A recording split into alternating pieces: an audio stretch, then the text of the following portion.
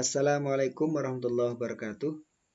Alhamdulillah bertemu lagi dengan saya Sazal Pahlawi. Pada malam hari ini saya akan membahas suatu peristiwa yang sempat menghebohkan jagat dunia maya beberapa waktu yang lalu.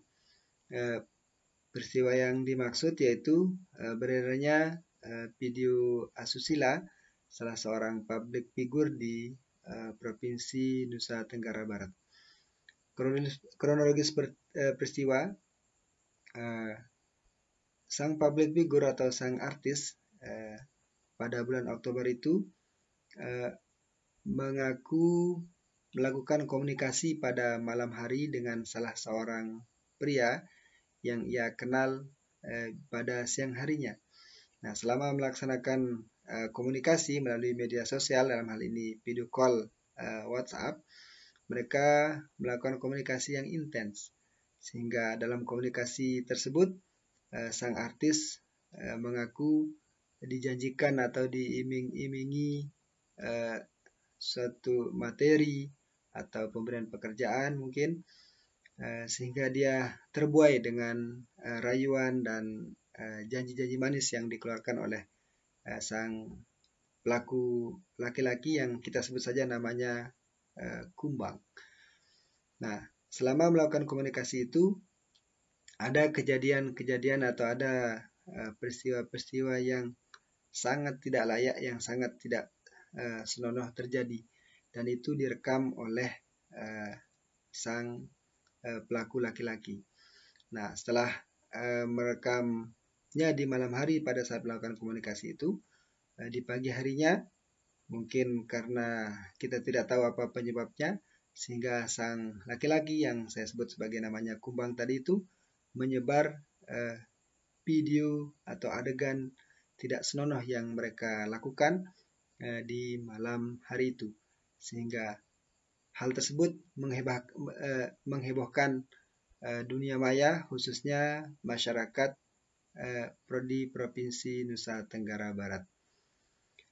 Sang artis, sekali lagi sang artis mengaku dihipnotis, mengaku sebagai korban hipnotis, sehingga dia dengan tidak sadar melakukan apa yang seharusnya tidak boleh dipertontonkan di depan publik. Hadirin para pemirsa dimanapun saja berada, dari kejadian yang hebohkan ini tentu ada dua hal yang kita bisa ambil maknanya atau kita bisa belajar dari peristiwa ini.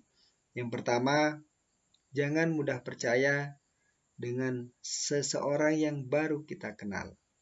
Karena sebagaimana pengakuan sang artis, dia kenal dengan sang lelaki di siang harinya, terus di malam harinya mereka melakukan komunikasi, dan dari komunikasi itu terjalin hubungan yang sangat intens.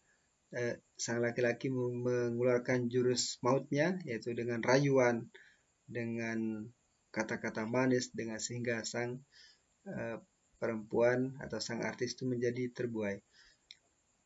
Tentunya kejadian ini harus menjadi pembelajaran bagi kita semua. Sekali lagi, jangan mudah percaya dengan orang yang baru kita kenal. Meskipun tampilan luarnya baik, ya, tampilan luarnya sopan, tapi kita tidak tahu bagaimana sifat dia yang sesungguhnya. Sehingga dalam kesempatan ini, dengan kejadian ini, kita harus menganalisa siapa lawan kita berkomunikasi, siapa teman baru kita, siapa yang mengajak kita berteman di media sosial. Orang menyebutnya jangan menilai seseorang dari luarnya saja. Tentu ini merupakan salah satu bukti bahwa mengapa sang artis lokal itu bisa menjadi korban, ya, karena dia terlalu cepat terbuai dengan janji-janji manis orang yang baru dia kenal. Oleh karena itu, siapapun kita, orang tua harus mengingatkan anaknya, bahkan kita harus mengingatkan diri sendiri kita bahwa jangan terlalu cepat percaya jangan terlalu cepat percaya dengan orang yang baru kita kenal. Sebab tidak jarang kalau kita terlalu cepat percaya, kita akan rentan menjadi korban sebagaimana yang terjadi pada saat ini. Tapi alhamdulillah kejadian ini sudah cepat ditangani oleh aparat penegak hukum, sehingga pelaku yang laki-laki yang saya sebut sebagai namanya Kumbang tadi itu sekarang sudah ditangkap dan sudah dijebloskan ke dalam penjara. Sekali lagi, jangan terlalu cepat percaya terhadap orang yang baru kita kenal. Sudah sangat banyak sekali peristiwa di mana orang menjadi korban dari orang yang baru dia kenal, yang dia anggap baik, yang dia anggap dia tulus, kan tapi pada ujung-ujungnya dia menjadi korban penipuan, bahkan ada yang menjadi korban pelecehan seperti yang terjadi pada kasus yang kita bahas pada malam hari ini.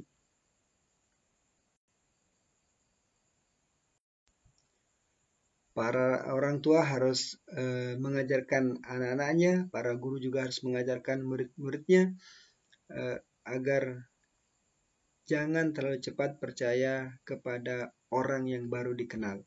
Sekali lagi saya ulangi bahwa jangan terlalu cepat percaya dengan orang yang baru kita kenal. Lebih-lebih di era digital pada saat ini, kita bisa dengan mudah berkomunikasi dengan siapapun dan dimanapun. Kita bisa berkomunikasi dengan orang yang ada di Papua sana misalnya, atau orang yang ada di Aceh, orang yang di Pulau Jawa.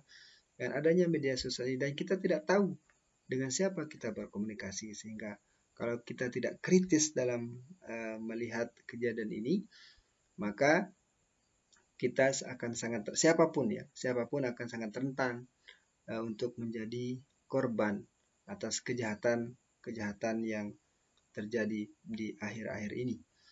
Pelajaran yang kedua yang bisa kita ambil adalah bahwa para orang tua harus mengawasi betul pergaulan anak-anaknya. Ya.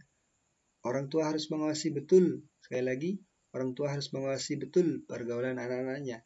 Jangan sampai orang tua membiarkan anaknya bergaul dengan bebas tanpa adanya pengawasan. Lebih-lebih anak-anak kita yang sekarang sudah akrab dengan gawai atau sudah sangat akrab dengan handphone, di mana di handphone itu anak-anak kita bisa mendapatkan apapun yang mereka inginkan, baik itu yang positif maupun yang negatif. Sehingga orang dari handphone ini karakter mereka terbentuk. Dari handphone ini perilaku psikologis mereka terbentuk. Sehingga kalau kita tidak mengawasinya, tidak jarang anak-anak menjadi sedikit cepat temperamen, jadi cepat marah, sensitif. Setelah mereka terlalu lama berhubungan dengan HP, sehingga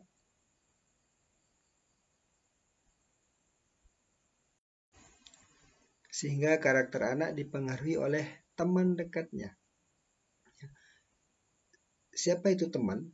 Teman pada saat ini adalah bukan hanya teman di dunia maya saja, bukan hanya teman di dunia nyata saja. Artinya misalnya tetangga, teman kelas, atau kakak kelas, adik kelas, bukan hanya itu. Teman pada saat ini yaitu kita harus memperluas lagi cakupannya, itu teman di dunia maya. Sehingga kalau kita tidak melakukan pengawasan maksimal terhadap anak-anak kita, maka sangat rentan anak kita ini akan memiliki perilaku yang negatif di kemudian hari. Cukuplah kejadian yang kita bahas pada malam ini sebagai pembelajaran yang sangat berharga bagi siapapun, terutama bagi para orang tua, agar selalu mengawasi anak-anaknya. Saya teringat dengan sebuah hadis tentang yang membahas tentang perkembangan anak. Kira-kira hadis itu berbunyi, qala Rasulullah sallallahu alaihi wasallam, kullu mauludin yuladu 'alal fitrah. Setiap manusia itu terlahir dalam keadaan suci. Fa'abawahu ayyuhawidanihi au yumajjisanihi. Maka orang tuanya lah yang menjadikan si anak itu menjadi Yahudi atau menjadi Majusi. Kenapa disebut orang tua? Kenapa orang tua sangat berperan dalam membentuk kepribadian anak? Karena kita ketahui bersama bahwa anak itu akan mencontoh apa yang dilakukan oleh orang tuanya. Sehingga muncul teori bahwa buah itu jatuh tidak jauh dari pohonnya. Kalau orang tuanya, itu artinya kalau orang tuanya baik, maka anaknya akan baik juga. Anak dokter, besar kemungkinan dia akan menjadi dokter karena dia selalu melihat orang tuanya mengobati orang, menyuntik orang. Begitu juga dengan guru. Kemungkinan besar anaknya akan menjadi guru di kemudian hari karena setiap hari dia melihat orang tuanya berangkat bekerja, terus membaca buku, belajar membuat perangkat pembelajaran misalnya, sehingga itu yang tertanam di dalam otaknya, sehingga di kemudian hari dia akan bercita-cita menjadi seorang guru. Tapi sekali lagi kita harus memperluas arti dari orang tua itu sendiri. Saya teringat ketika saya kuliah S2 di Universitas Islam Negeri Sunan Kalijaga Yogyakarta pada rentan tahun 2012-2014 yang membahas tentang hadis yang tadi, bahwa definisi orang tua pada hari ini harus diperluas tidak hanya pada orang tua biologis, akan tapi diperluas kepada orang yang mempengaruhi kepribadian si anak itu. Siapa yang mempengaruhi kepribadian si anak? Atau orang yang mempengaruhi kepribadian si anak. Siapa yang mempengaruhi kepribadian si anak? Ya, dalam hal ini adalah teman, ya, teman lingkungan. Itu artinya lingkungan juga merupakan orang tua.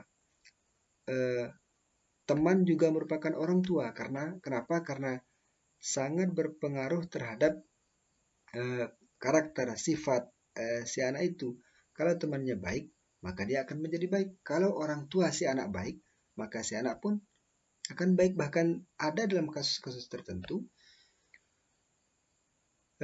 si anak lebih nurut kepada temannya daripada kepada orang tuanya. Makanya dalam kondisi ini, sesuai dengan apa yang disampaikan oleh dosen saya pada waktu itu, namanya Profesor Dr. Maragustam, bahwa kita harus memperlebar definisi orang tua dalam konten hadis ini. Bahwa orang tua adalah mereka yang mempengaruhi kepribadian, mempengaruhi perilaku sang anak. Dalam hal ini bisa saja itu adalah teman, dan teman dalam konteks ini yaitu bisa teman di dunia nyata, bisa juga teman di dunia maya. Dan ini sudah banyak sekali terjadi kasus-kasus yang seperti itu. Pernah beberapa waktu yang lalu Indonesia dihebohkan dengan gerakan Pelajar Nusantara, yang dimana banyak para pelajar yang meninggalkan rumahnya, meninggalkan orang tuanya demi bergabung bersama bapak ibu gurunya, demi bergabung bersama guru spiritualnya ke suatu wilayah, ya, ke suatu wilayah yang mereka anggap sebagai tempat suci, di mana tempat itu akan dijadikan sebagai tempat untuk berkumpul dengan semua anggota kelompoknya. Artinya dalam konteks itu guru merupakan orang tua, dan memang dalam konteks agama orang tua itu ada tiga. Dalam teori agama orang tua itu ada tiga. Yang pertama adalah orang tua yang melahirkan, yang kedua guru. Guru itu adalah merupakan orang tua kedua dari seorang anak, dan yang ketiga adalah mertuanya ketika mereka di kemudian hari setelah dewasa melaksanakan pernikahan. Dan benar sekali menurut saya apa yang disampaikan oleh dosen saya tadi itu, bahwa orang tua pada hari ini tidak hanya terbatas pada orang tua biologis saja, kan tapi orang tua adalah mereka yang mampu mempengaruhi perilaku, mampu mempengaruhi kepribadian sang anak, sehingga orang tua harus benar-benar mungkin saya harus menyebutnya sebagai tindakan overprotective. Overprotective dalam artian jangan lemah dalam mengawasi pergaulan anak kita. Jangan berbangga dengan anak kita yang hanya mengurung diri di kamar. Dengan mengurung diri di kamar seolah dia adalah anak yang soleh, anak yang penurut dan sebagainya. Akan tapi kita tidak tahu apa yang dilaksanakan dengan adanya HP sekarang ini, dengan kecanggihan teknologi pada saat ini. Kita tidak tahu apa yang dilakukan oleh anak kita di dalam kamar. Apakah dia membuka konten-konten yang positif melalui handphonenya, atau bahkan melakukan yang sebaliknya, melakukan membuka konten-konten yang negatif atau melakukan hal-hal negatif melalui media sosial seperti yang terjadi pada kasus yang kita bahas pada saat ini. Kasusnya terjadi di dalam kamar, yang laki-laki di mana tempatnya, bahkan yang perempuan juga di mana tempatnya, tapi mereka bisa dipertemukan, mereka bisa melakukan komunikasi. Oleh karena itu, para orang tua harus mau tidak mau harus melakukan pengawasan yang maksimal, melakukan pengawasan yang maksimal agar pergaulan anak-anaknya, putra-putrinya bisa steril dari virus-virus yang akan merusak masa depannya di kemudian hari.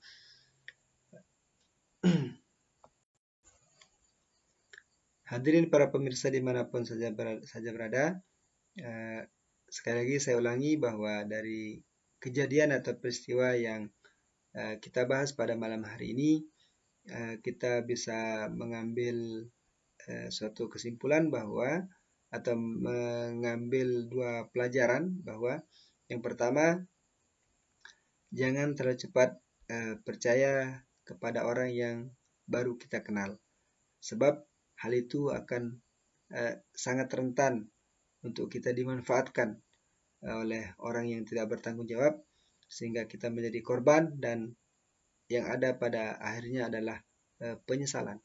Yang kedua adalah orang tua, siapapun itu, harus benar-benar mengawasi secara maksimal pergaulan anak kita pada saat ini, baik itu pergaulan di dunia nyata maupun pergaulan di dunia maya. Karena kita ketahui bersama bahwa anak-anak kita pada saat ini lebih banyak waktunya lebih banyak dihabiskan untuk bergaul dengan dunia maya ketimbang dunia nyata. Karena mungkin karena kurangnya kesibukan, karena kurangnya aktivitas fisik, sehingga yang menjadi alternatif aktivitas adalah aktivitas di dunia maya. Kenapa orang lebih banyak menghabiskan waktunya di dunia maya ketimbang di dunia nyata? Karena memang di dunia nyata aktivitasnya terbatas, sedangkan di dunia maya itu aktivitasnya tanpa batas. Sekali lagi kita bisa bergaul dengan siapapun, kita bisa berkomunikasi dengan para pemimpin dunia, kita bisa berkomunikasi dengan pemilik perusahaan kelas dunia, kita bisa berkomunikasi dengan pendiri Microsoft misalnya, kita bisa berkomunikasi dengan pendiri Facebook Mark Zuckerberg, pendiri Microsoft Bill Gates, terus pendiri SpaceX misalnya Elon Musk, atau pendiri Amazon Jeff Bezos, dan orang-orang besar lainnya, bahkan dengan artis-artis idola kita, para pemain sepak bola, para artis Hollywood, kita bisa berkomunikasi dengan canggihnya, dengan kecanggihan zaman yang kita alami pada saat ini, sehingga kita berharap kecanggihan ini akan memberikan efek positif kepada kita semua untuk mengembangkan diri, untuk mengembangkan potensi-potensi yang ada pada diri kita, sehingga kita menjadi orang-orang hebat, menjadi orang-orang yang bisa memberikan pengaruh terhadap kehidupan sosial terhadap kehidupan sosial masyarakat. Mungkin hanya ini yang bisa saya sampaikan, lebih kurangnya saya mohon maaf. Apabila para pemirsa memiliki usul untuk membahas topik-topik yang harus dibahas di channel ini, bisa disampaikan di kolom komentar.